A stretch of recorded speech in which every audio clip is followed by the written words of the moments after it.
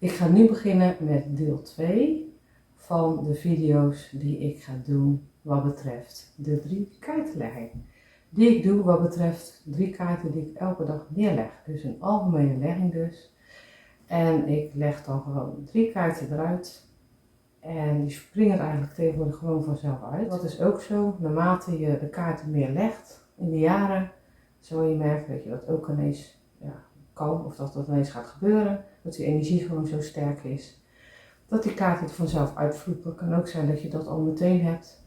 En dan heb ik het niet over alle kaarten, omdat je niet goed de kaart kan schudden. Maar dan heb ik het echt over 1 of 2 kaarten die er ineens uitvliegen.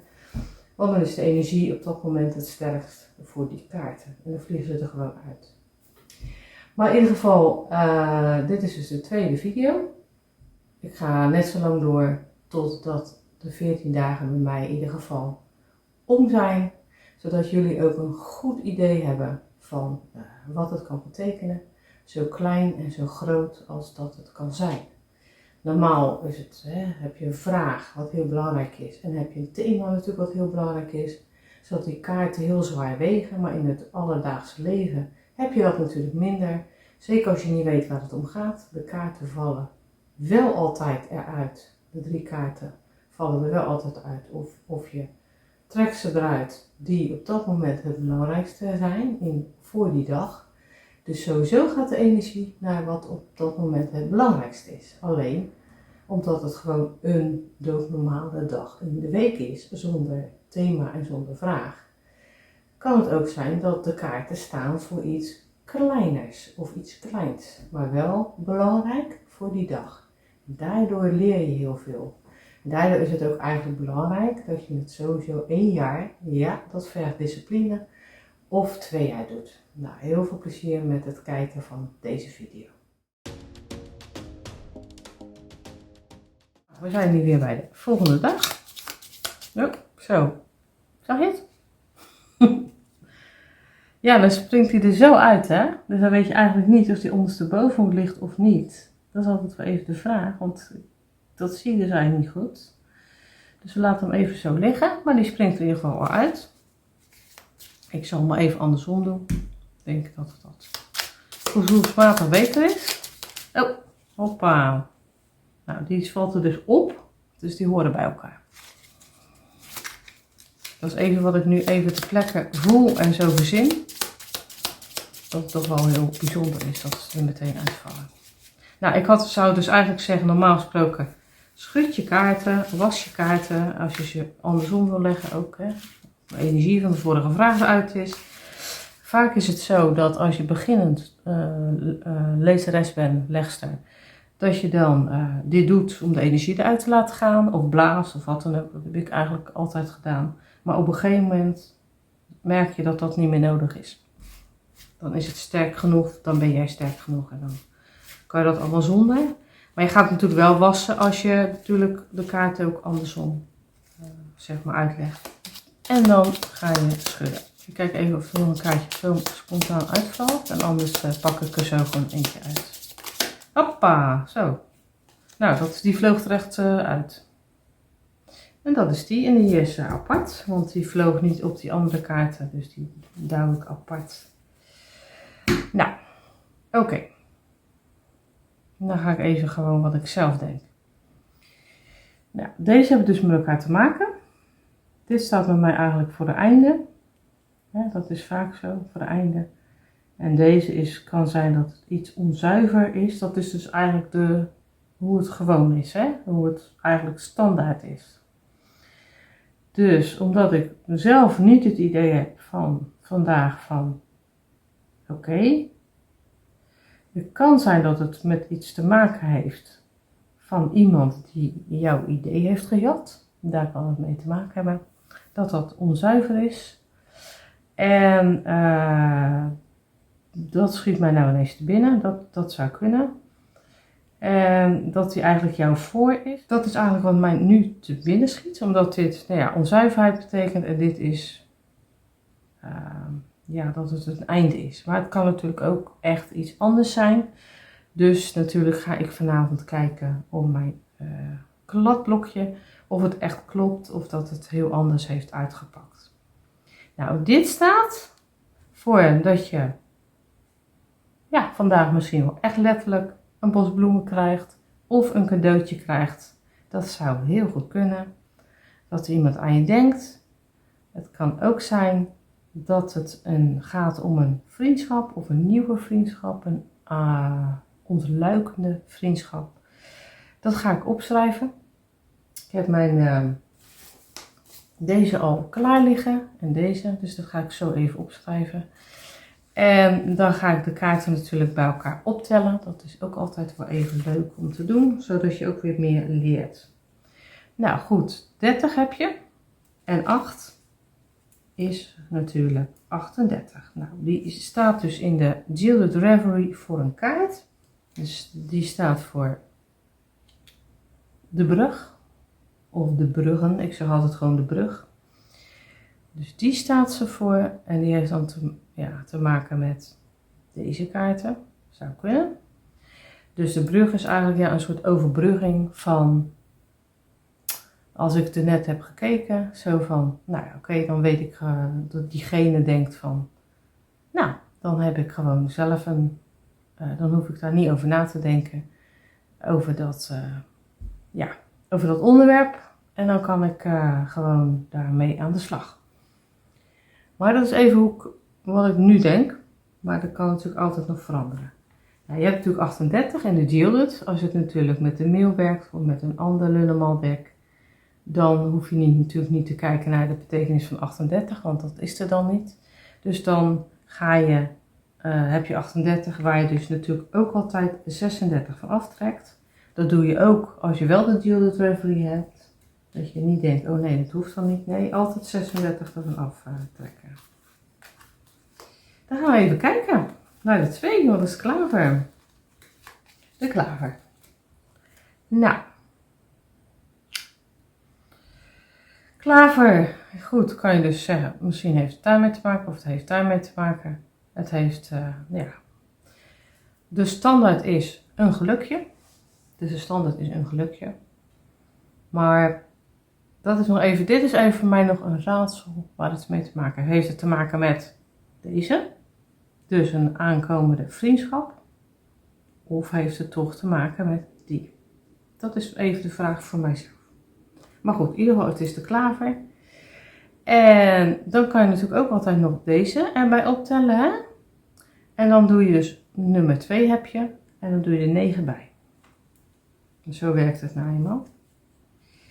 En dan kom je op 11, de roede. Nou. En de roede, als het met het verhaal te maken heeft, dan is het natuurlijk ook best wel wat het stress geeft en wat dan ook. Dus dan kan ik het wel weer plaatsen in deze variant. Dus even die terzijde dan. Dat zou ook nog kunnen.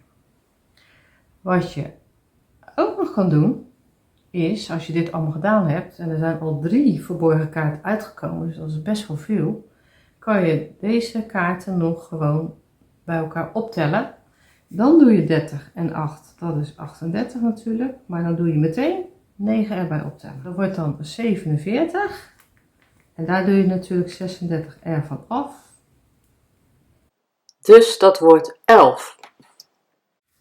Dat was hem weer. Ik ga natuurlijk morgen weer kijken wat dit echt heeft betekend. En daar ga ik natuurlijk weer de uitleg van geven. Dit is inmiddels de 2e video geworden. Want ik wilde natuurlijk 14 dagen achter elkaar doen, dat had ik ook gezegd. Maar ik merk dat die video's natuurlijk best wel lang worden. En omdat ik natuurlijk ook de verborgen kaart bespreek, omdat het fijn is voor je. Ik weet zeker dat je er veel aan hebt. En dan met de uitleg en de kaarten leggen, kom ik toch altijd wel snel op dat het lang wordt. Dus ik wil niet dat die video's langer dan een kwartier duren. Dus vandaar.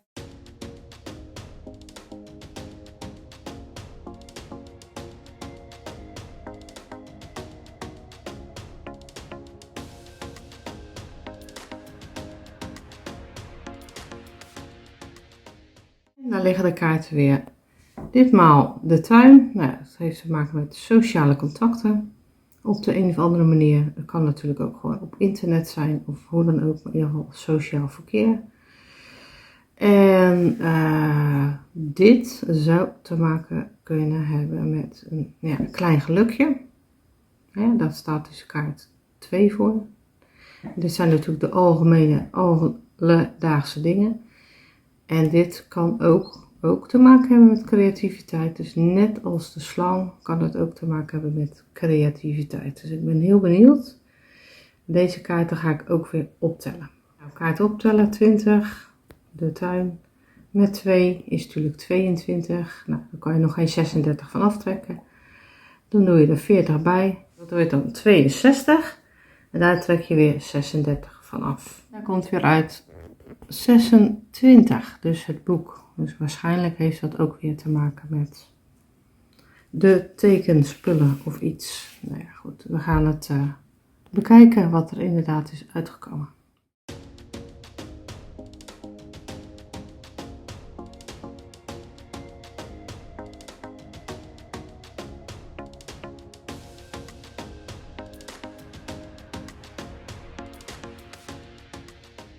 Deze kaarten vielen eruit. Eerst vielen deze kaarten eruit. Of deze viel eerst eruit. Toen viel die eruit. Dat is schilderen. Nou, dat klopt wel. Of tekenen. Dat klopt. Deze zijn naar de winkel geweest. Om te kijken voor tekenspullen. Maar dat was niks. En dit is sowieso het symbool voor tekenen. Nou, dit is dat mijn man mij wil gaan helpen met mijn tekenskills. Net zoals mijn vriendin. Dit is dus mijn man. Ja, het is hier wel een andere man dan die er normaal ligt. Maar we doen het er gewoon voor. En dit is eigenlijk ook weer het tekenen. Wat nog best wel moeilijk is. Maar waarmee hij mij gaat helpen dus.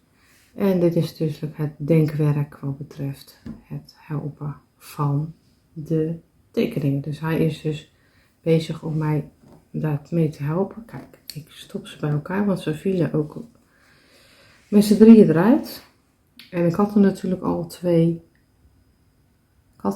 al twee gedaan. Maar weet je wat het is? Toen dacht ik, ga ik nog 1 keer schudden. En toen vielen er 3 tegelijk uit. Dus deze keer zijn het gewoon 5 kaarten. Dus eerste kaart met tekenspullen kopen. Tenminste, proberen. Dit zijn de tekenspullen, want dat heeft ook met creativiteit te maken. En dit is dus, zeg maar in dit geval, de muscle man. Dus dat is mijn man. Het is natuurlijk niet de andere man, maar ja, hij viel er gewoon zo uit. Dus ik laat het gewoon zo. Nou, dit heeft dus met tekenen te maken. Waar hij mij mee gaat helpen. Dus hij gaat me helpen met de tekenskills. En daardoor ook het denkwerk. Dan ga ik nog even vertellen wat de verborgen kaart is. Nou, de kaart weer optellen. Nou, deze was eerst en dan deze. Dus eigenlijk moet ik het zo leggen. Dat ga ik ook doen. Zo. Dus het huis is 4. Plus 7 is 11 natuurlijk. En dan tel je natuurlijk deze erbij op. Dat is dus 28.